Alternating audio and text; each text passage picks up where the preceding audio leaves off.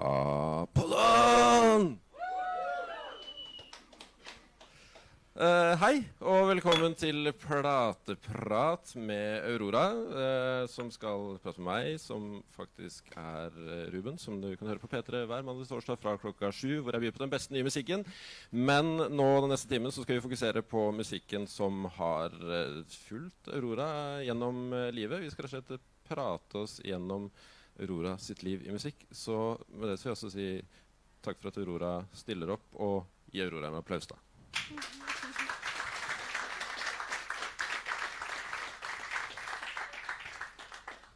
Har du hatt fin festival? Kan du begynne med deg? Enn så lenge? Ja, jeg har det. Jeg har egentlig danset hele festivalen vekk. Det lover bra. Sånn på en veldig bra måte. Klassisk eksempel på bra festival. Før vi kommer til musikken som du hører på, så vil jeg snakke litt om din, og det er mulig at dette her er umulig å snakke på, men hvordan forandrer forholdet du har til sangene dine? Hvordan forandrer det seg etter hvert som tida går? Det er egentlig ganske sånn som et forhold med personer. De er veldig nærmt først, og så når jeg har gitt ut musikk, så føler jeg at de slår opp med meg, på en måte. Og da er jeg ikke så glad i de etterpå. Det føles veldig rart at de er vekke fra meg. Og så tar det litt tid, men nå har jeg begynt å like de igjen. Det går kanskje et år. Ja, for det ville ikke vært unaturlig at man blir lei sanger som man først har skrevet, jobbet mye med, terpet på, spilt inn, lyttet til, utgitt og spilt hundrevis av ganger live. Jo. Det er meningen det. Ja, du blir lei. Du blir? Ja, blir du? Ja. Etter en liten stund. Men så blir man ulei igjen. Det går i en sånn fin prosess. Hvilken låt på albumet ditt er du per i dag minst lei? Murdersong. Murdersong. Betyr det at du er mest fornøyd med den også? Nei, jeg vet ikke. Jeg er veldig glad i mord. Altså, ikke mordene, men sånn men på en måte jeg synes det er en veldig, veldig sånn rar og fascinerende ting. Og i den sangen er det jo en som elsker noen som begår det mordet mot sin elskede. Og jeg synes det er en veldig sånn det er en historie som ikke slutter å fascinere meg, kanskje. For han er veldig jeg vet ikke, han er veldig upersonlig, fordi det handler jo ikke om meg. Heldigvis. Kan du huske at du skrev den? Nei. Jeg husker ikke hvordan det hendte, men det var veldig fort. Jeg husker det bare ble en sang, veldig, veldig plutselig. Og så tok han med i studio, og så altså, det var på en måte et frø, og så ble han til en fin blomst etterpå. Tar det lang tid å få de frøene til å bli blomster? Nei, eller jo, det spørs litt, tror jeg. Hvis jeg elsker låten, så går det veldig fort. For da hører jeg hva han ber meg om, hva han har lyst til å være, og hvilken kropp jeg skal gi han. Men hvis det er en sang som ligger litt vekke fra meg, da kan det ta litt tid. For da må jeg prøve å tilpasse den litt med mitt eget univers.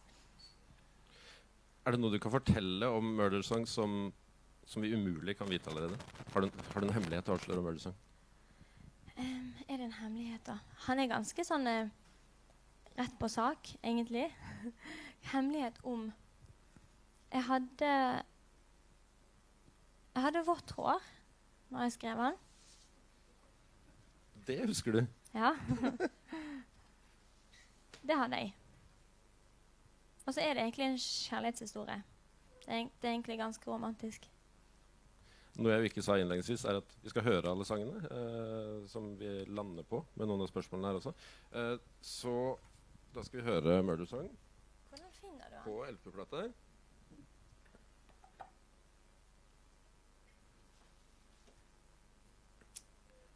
Og så skal vi prate mer etterpå. Så kan du kjøpe dere kaffe så lenge, se på noen plater. Bare kose dere. Det er lørdag formiddag. Det regner ute. Det er deilig å være inne og være stille sammen.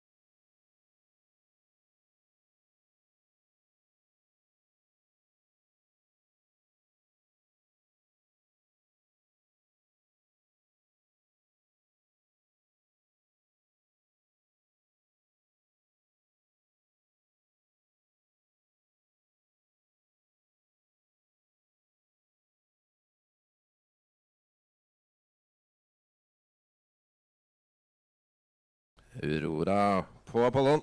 Hva er det du sang? 5, 4, 3, 2, 1? Ja, han måtte hete det når han skulle på BBC, på radio. For det var så brutal tittel, så jeg måtte finne en til. Du måtte Som han- døyve den brutale tittelen litt? Ja, men så ville jeg ikke gi meg, så han skulle hete begge to. Ville ikke skifte helt. Nei.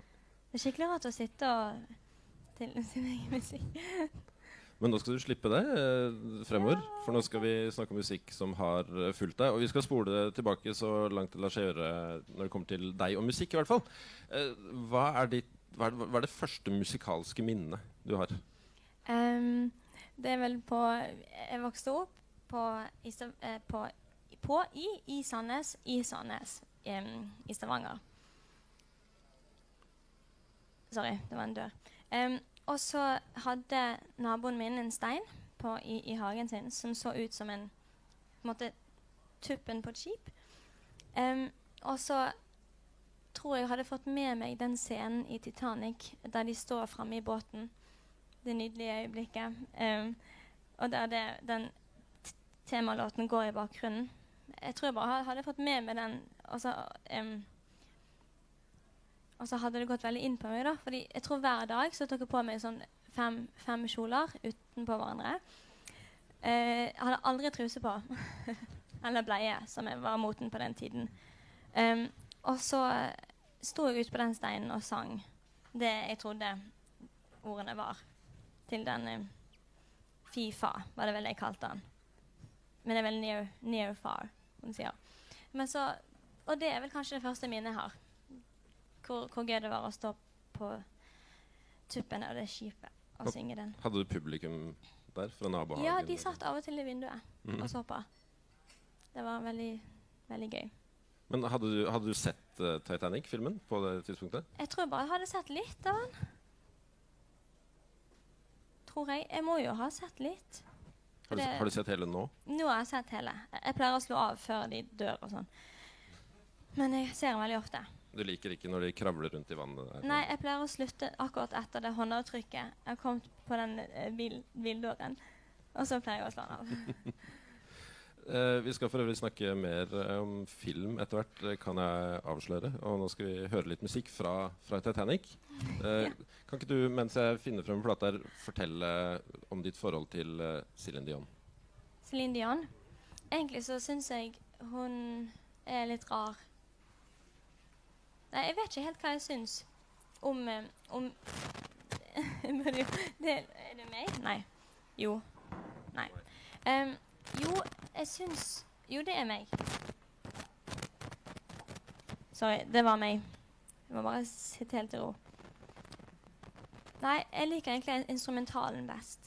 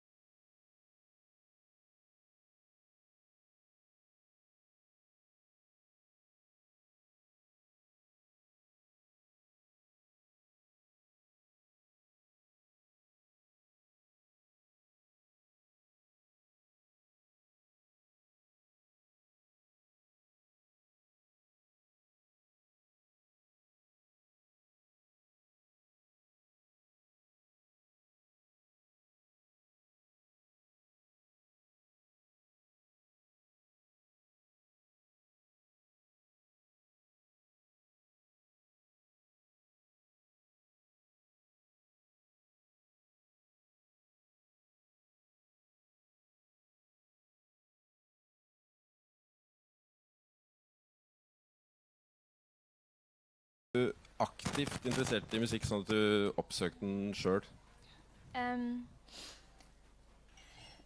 Nei, jeg tror ganske tidlig, spesielt når jeg begynte på skolen, så begynte jeg å like veldig å høre på musikk, for å roe meg litt ned, eller sånn få ut. Det var veldig mye lyd på skolen i forhold til det jeg var vant til hjemme. Så jeg husker jeg fikk litt sånn sjokk, hvor mye barn det var, og hvor mye liv det var, og både gråting og latter og alt mulig. Så jeg hørte veldig mye på min mamma pleide å sette på klassisk samle-CD med pianolåter eller Enya. Så jeg har alltid vært veldig glad i Enya. Og du var ikke så gammel da du begynte å lage sanger heller?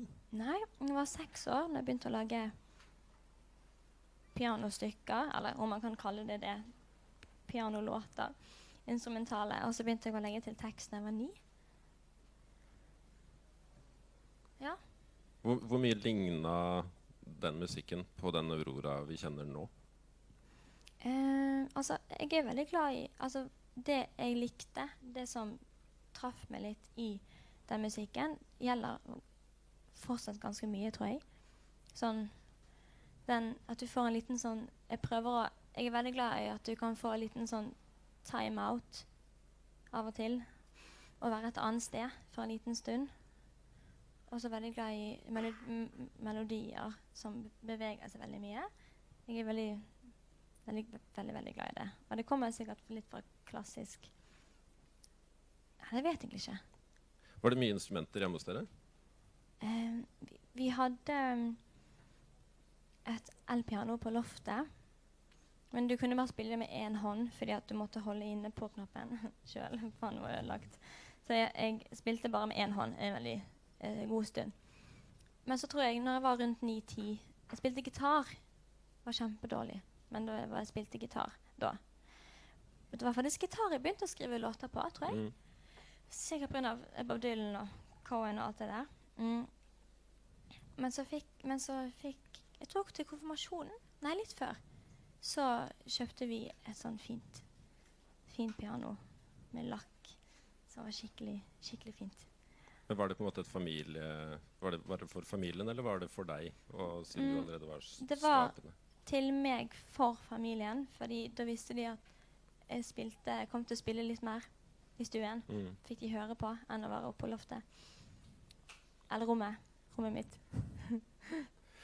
På et tidspunkt, når man er ung, så finner man jo litt sånn famlende etter hvert frem til sin egen musikalske smak og identitet. Hva var den første sangen du digget som for egen regning? Jeg tror jeg falt veldig fort for Mr. Tambourine Man. Det er den vi skal gå til nå. Når jeg var liten. Jeg tror det er et eller annet med melodien. Og så følte jeg da at han handlet om en mann som spilte tamburin på gaten for penger. Og så ser jeg for meg at han hadde gitt seg, og så kommer det en annen forbi og sier sånn: «Hei, du spiller en låt for meg, så skal jeg gi deg litt.» Men det var ikke han handlet om det. Han handlet jo om dop eller et eller annet, men det visste ikke jeg når jeg var 9. Hører du mye på Dylan nå? Jeg hører ikke så mye på noen ting akkurat nå. For når jeg begynte å lage musikk sånn, sånn skikkelig, da har ikke jeg plass til annen musikk nesten i hodet. Men jeg hørte bare det lenge. Nei, jeg vet ikke. Jeg føler det krasjer litt med mine egne tanker og sånn. Alle melodiene som er i hodet hele tiden. Hvis jeg hører på annen musikk, så krasjer de på en måte med det, og så kansellerer de hverandre, og så blir det ingenting. Da må jeg bare beklage nå da, fordi vi skal høre Mr. Tambourine Man med Bob Dylan.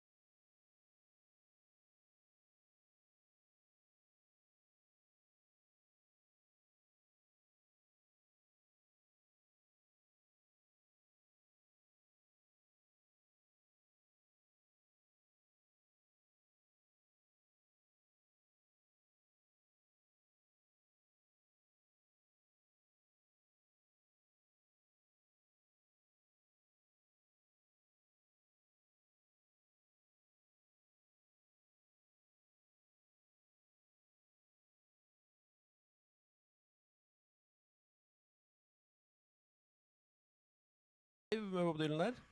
Ja. Første låta du digga. Har folk på Apollon det fint, forresten? Ja. Og jeg håper du på internett også har det kjempebra her. Direkte fra Apollon i Bergen, hvor vi har plateprat med Aurora. Hvordan kom du over Mr. Tambourine Man? Det er vel pappa som er skikkelig Bob Dylan-fan. Han som førte den mannen inn i livet mitt. Har du kjøpt musikk selv? Drev du med det da du var ung? Min første plate noen gang jeg kjøpte var Blonde on Blonde av Bob Dylan, faktisk. Og så eier jeg en del Gojira-plater. Det er vel egentlig det. Kjøper du noe fysisk nå om dagen? Jeg har jo ingen sånne streaming-greier. Men jeg kjøper av og til på iTunes hvis det er venner av meg som gir ut musikk og sånn. Bare for å ha gjort det. Men hva hører du mest på, ny eller gammel musikk? Jeg hører på akkurat det samme som jeg alltid har hørt. Jeg er kjempedårlig å oppdage ny musikk. Jeg hører fortsatt på Enya og Cohen og klassisk musikk. Det er ganske lojal mot de jeg først ble forelsket i.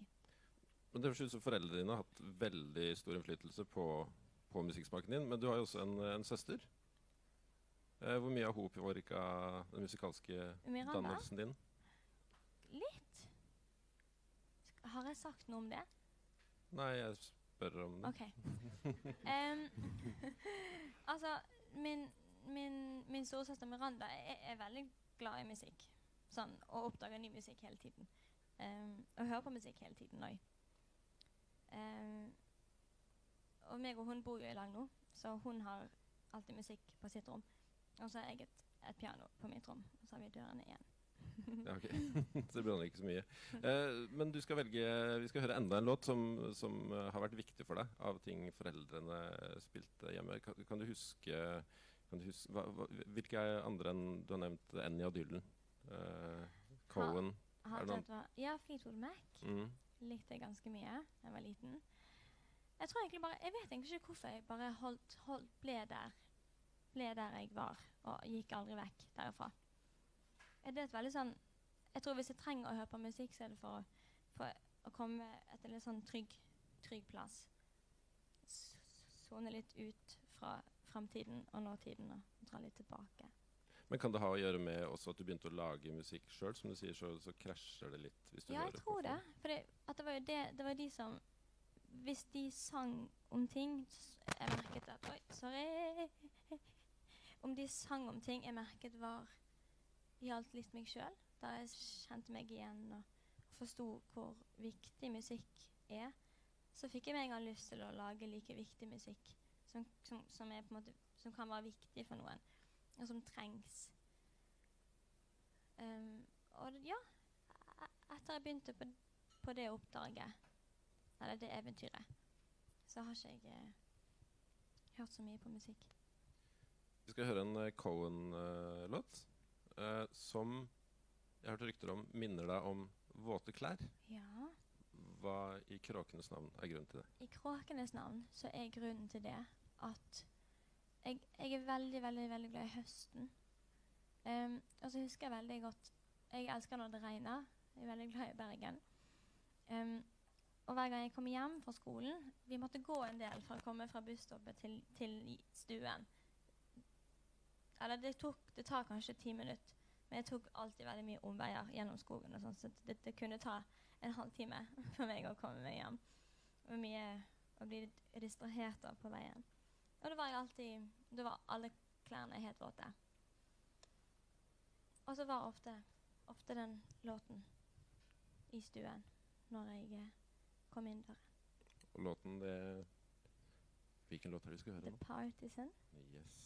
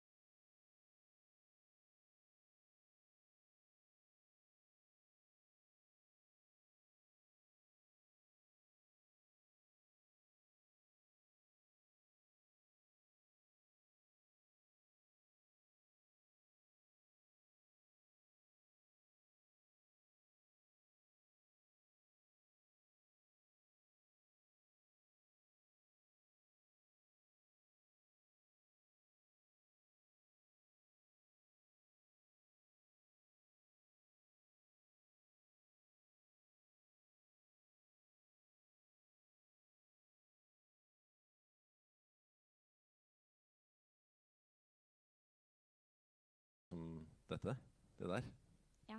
synes jeg. Cohen er jo, for å si det mildt, en rimelig tekstorientert fyr. Hvor viktig er tekst for deg når du hører på musikk? Veldig viktig, på en måte. Men også, altså hvis det er tekst, så er det skikkelig irriterende om ikke han er god. Men så er jeg veldig glad i musikk uten tekst, så kan man bestemme selv hva tonene sier til deg. Men det er veldig viktig med god tekst. For da får man et sånn skikkelig fint forhold til en sang, som varer mye lenger, tror jeg. Fordi at du, desto smartere og eldre du blir, ikke at de har noen sammenheng alltid, å bli smart og bli gammel, men at du forstår mer og mer, kanskje. Og det er veldig fint når det skjer. Vi skal gå inn i et litt annet modus en stund enn Cohen, og du snakker om det. Du har danset deg gjennom hele Vill Vill Vest, og om du så spiller konsert eller man ser det ellers, så vil man jo anta at du er glad i å danse. Det er du. Ja. Ja. Når danset du sist? Forgårs kveld. 4 timer i strekk. Gjør meg aldri gi seg når man danser. Det er sånn skikkelig frihetsfølelse. Jeg skulle egentlig bli en danser. Hei. Men så valgte jeg musikk, fordi at når jeg på en måte begynte med dans sånn på ordentlig, det var da jeg ble signert av Made i 2013.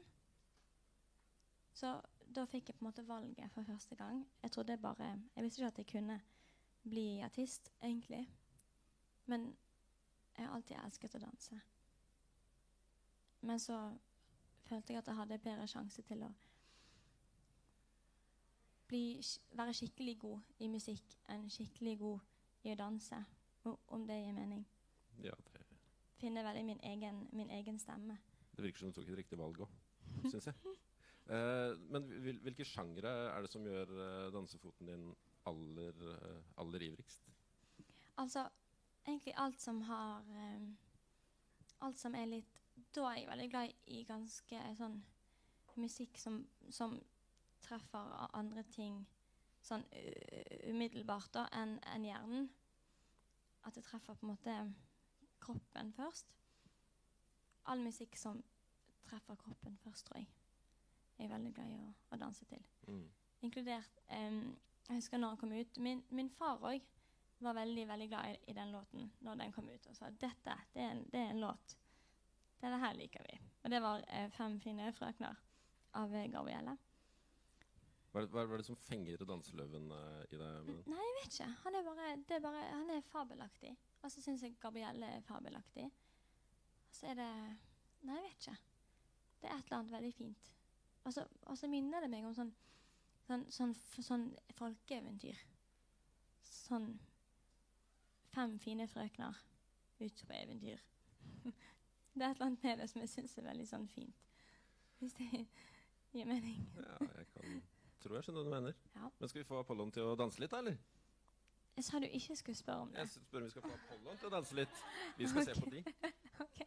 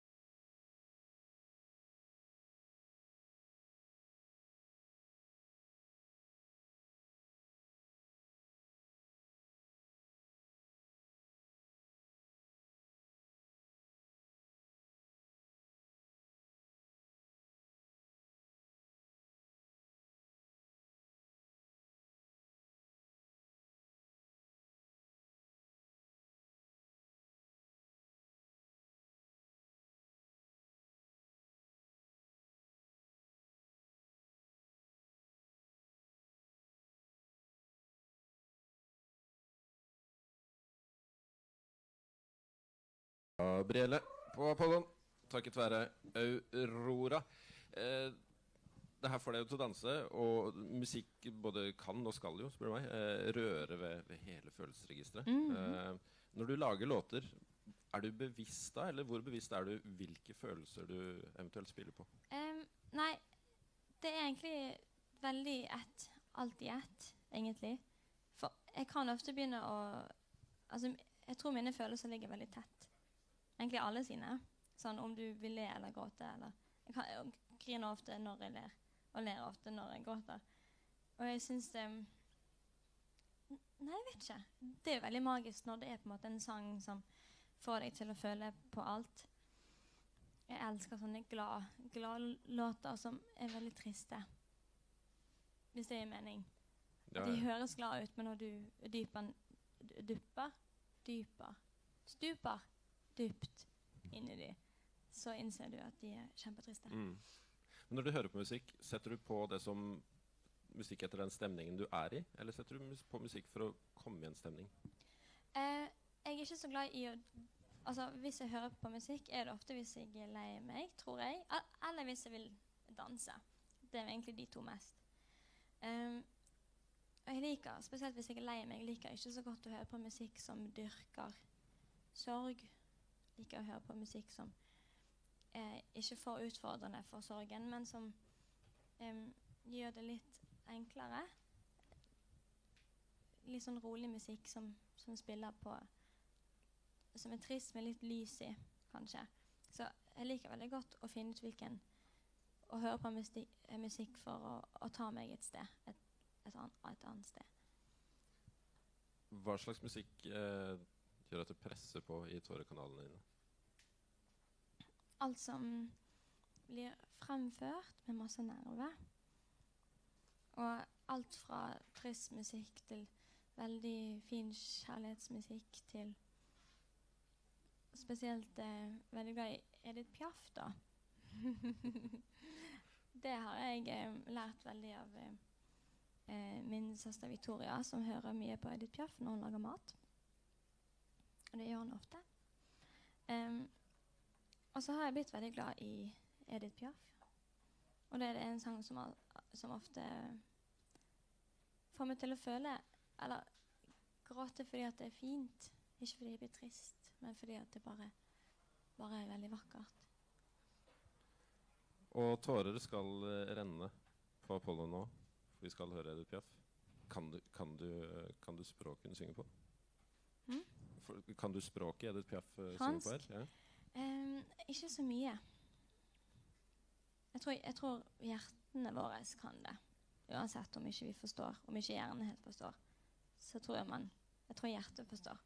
Sånn hjertets språk. Edith Piaf.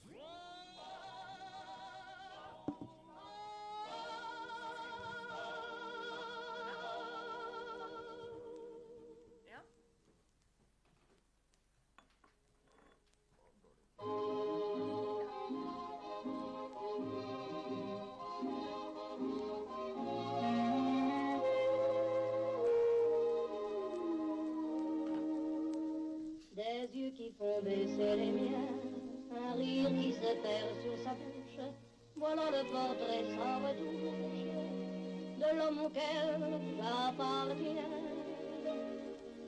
Quand il me prend dans ses bras, qu'il me parle tout bas, je vois la vie en rose. Il me dit des mots d'amour, des mots de tous les jours, que ça me fait quelque chose. Il est entré dans mon cœur une part de bonheur dont je connais la cause. C'est lui pour moi, moi pour lui dans la vie. Il me l'a dit, m'a juré pour la vie. Et dès que je l'aperçois, alors je sens dans moi mon cœur qui bat. d'amour à plus finir. Un grand bonheur qui prend sa place. Des ennuis, des chagrins s'effacent. Heureux, heureux, en mourir. Quand il me prend dans ses bras, qu'il me parle tout bas, je vois la vie en rose. Il me dit des mots d'amour, des mots de tous les jours, et ça me fait quelque chose. Il est entré dans mon cœur une part de bonheur, dont je connais la cause. C'est toi pour moi pour toi dans la vie. Tu me l'as dit, m'as juré pour la vie.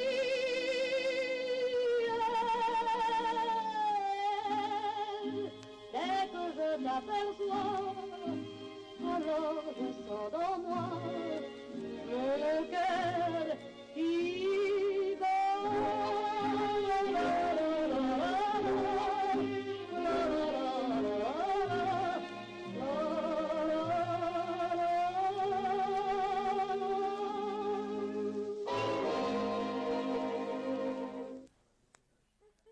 Bare lyden der gjør at man er et helt annet sted. Ja, Noen minutter. veldig fint. Det er fint. Det her er en låt du blir rørt av. Er du lettrørt sånn ellers? Kommer tårene lett til deg i hverdagen? Ja, de gjør det. Ja, veldig lett. Jeg har gått 3 ganger i dag. Kan du avsløre 4 med den Céline Dion opptreden vi var vitne til i sted. Men sånn ellers i det daglige, er det noe sånn typisk som skjer av de dagligdagse kjedelige tingene som på et eller annet vis fungerer som en inspirasjon når du lager musikk? Altså, alle blir vel ganske inspirert av å gå. Altså, når man går, man får veldig klarhet i hodet når man går litt. Altså, å prate med noen, alle burde egentlig ha første date gående. For ser man ikke på hverandre, så kan man bare prate, og så forandrer omgivelsene seg hele tiden, og så er du den samme. Det synes jeg er veldig gøy. Veldig glad i å gå. Gå rundt. Og det er jo noe man gjør hver dag. Og så liker jeg veldig godt å vaske opp tallerkener, ikke glass, for da spruter alltid vannet opp igjen. Altså, hvis du... og skeier og et mareritt å vaske. Men fat synes jeg det er veldig gøy når du ser at hvis det ligger litt majones på, så er det så gøy å se når majonesen forsvinner. Det er veldig sånn tilfredsstillende å se når det blir rent. Det liker jeg veldig godt. Det kommer ofte på ting. Også i dusjen kommer jo alle på. Alle de mest geniale, altså, er de glemt om man er tørr. Vi skal til noe musikk som har inspirert deg, og musikken din. Simon, Ja. hva har de betydd? Altså, det er jo, jeg hadde en periode der jeg var veldig glad i litt sånn, hva kan man si da? Litt sånn, kan man si i den med beste intensjon, litt sånn sippe? Med i, ikke u. At man liksom, litt sånn, nei, jeg vet ikke. Det er en eller annen stemning i mye av segmentmusikken som var veldig komfortabel å være i en liten periode. Og så var det en sang som ble hos meg ganske lenge, for det er noe veldig, veldig fint. Og der er vi mer inn på altså, alle de andre låtene vi har hørt. Jeg liker når musikk er koblet til en følelse, eller et minne, eller en stemning. Men det her er en av de låtene i dag som har litt mer med. Jeg liker lydene, jeg liker måten ting er mikset på. Jeg liker balansen veldig godt balansen i sangen. Synes det er skikkelig fint. Og da er vi ved et spor som heter Monument på Simon sitt Total-album. Er du glad i resten av plata? Ja, det er spesielt denne.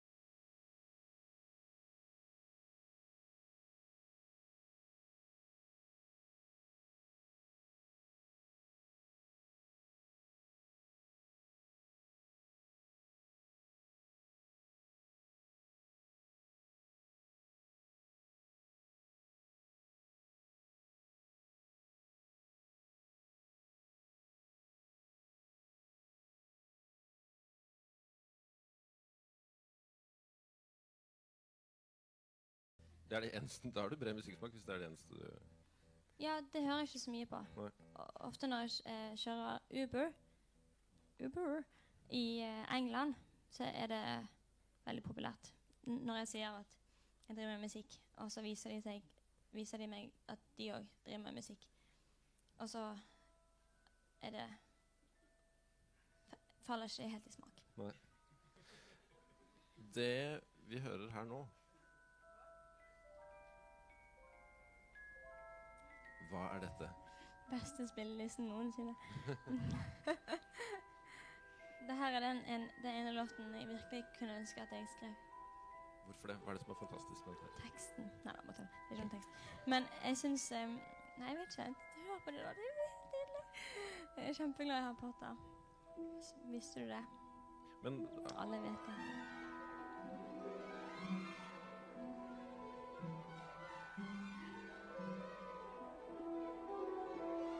hadde musikken vært like bra for deg uten filmene? Ja. Hallo, det her er helt... Nei, kanskje ikke. Det er jo magisk. Nå flyr jo den uglen. Hadde du... Jeg ser for meg så galt vårt da. Åh. Det er kjempefint da. Det er så rart. Hvor Potter-nerd er du? På skolen, i stedet for å følge med, så pleide jeg å være på sånn nettside der du skulle... Det er sånn 400 navn, så skulle du klare å skrive alle navnene som er i alle bøkene. På alle karakterene. I alle bøkene. Det gjorde jeg ganske mye, for det var veldig gøy. Jeg husker ikke noe til nå da, men jeg er veldig... Jeg fikk Bergen kino en gang til å spille filmene på kino. Men så fikk jeg ikke det med meg. Jeg vet ikke hvor jeg var, men jeg gikk glipp av det i alle fall. Men jeg jobbet kjempehardt for å få det til. Og så spilte de, og så kom jeg ikke. Vi setter opp en gang til. Ja. Men med Ringenes Herre også står veldig sterkt hos deg. Jeg har Ringenes Herre veldig sterkt. Det virker som at min tid som en lytter og seer sluttet på et tidspunkt med både film og musikk. Veldig glad i alt som... Men, nei, altså magiske... Jeg føler magiske filmer nå har så mye... Det er så masse inntrykk, og alt eksploderer, og... Jeg likte når ikke alt eksploderte hele tiden. Men det var mer ro og mer spenning, og... Mer ro. Kan de filme det kameraet nå? Det regner jeg med. Jeg klødde meg akkurat på rumpen. Så fikk de med seg det. Nå skulle vi egentlig, men nå begynner tida å gå fra oss, å snakke om musikk som vi kanskje ikke ville trodd at du liker. Ja. En ting er at du hører litt på metal. Ja, jeg er kjempeglad i metal. Du har blitt observert headbangende på Gojira-konsert. Ja, det ødelagte jo hele konserten min dagen etterpå, for jeg hadde nakkeskink, eller nakkesleng, eller et eller annet. Jeg hadde veldig vondt i nakken. Jeg har alltid hatt det. Meg og nakken min. Men metal står sterkt hos deg. Ja, tydeligvis. Veldig glad. Det er et eller annet med følelsen i det. Så sjekk ut Gojira. En annen ting som jeg lurer på er, har du noe forhold til begrepet guilty pleasures? Eller hva er eventuelt forholdet ditt til det? Jeg har ikke... Altså, å like ting du ikke burde... Ikke burde... Sånn ulovlig, eller bare du er flau? Ja, at noen kanskje synes du burde være flau, er vel en guilty pleasure. Nei, jeg er ikke flau for noen ting. For en annen låt du digger er Mambo No. 5. Alle kjenner den. Ja, den likte jeg veldig godt da jeg var litt mindre, og fortsatt selvfølgelig. Det var den andre som fikk meg til å danse. Den og 5 finner fra final. Jeg var veldig glad i den. Det kan dere høre, kan dere sikkert gå og kjøpe. Står der borte. Men man må på høre på den dansemusikk. etter 5:00. Ja, så ta den i kveld. Nei, Mambo No. 5. Det har vært en ren og skjær glede å bable om musikk og høre på plater med deg. Vi burde satt av 3 timer i stedet, synes jeg. Så jeg skal si på gjensyn, men så skal vi avslutte med et av de tyngste, men aller viktigste spørsmålene man kan stille noen.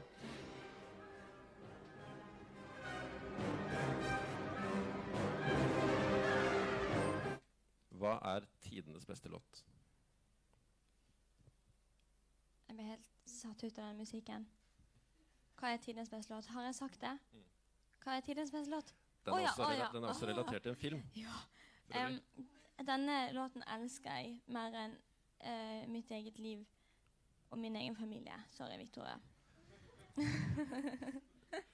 Det er May It Be av Gjett hvem og overraskelse Enya.